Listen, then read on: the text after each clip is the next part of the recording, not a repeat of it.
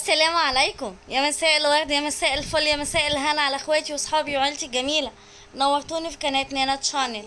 النهارده هنعمل مع بعض حاجه حلوه قوي، وهي الرز الاصفر بتاع الفته السوري بطريقه سهله قوي، بتمنى يعجبكم. هنا معايا معلقه ليا، انا مسيحاها وعاملاها سمنه مع معلقه زيت.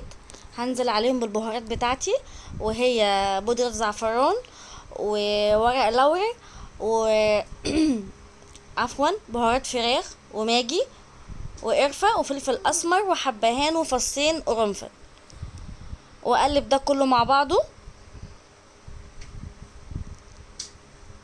لغاية ما يسخن وريحة البهارات تطلع.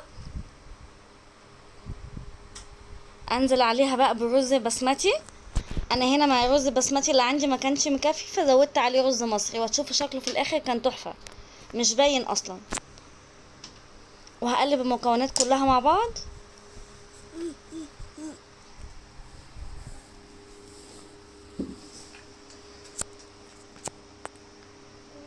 هنا بقلب زي ما انتوا شايفين.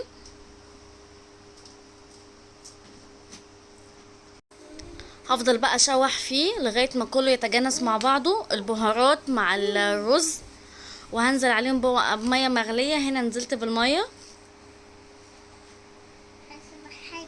نزلت بالميه وهوريكم شكله بقى في الاخر عامل ازاي.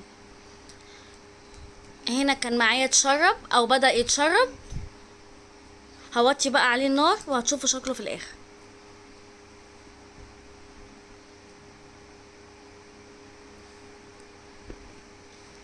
هنا شكله ساعة التقديم.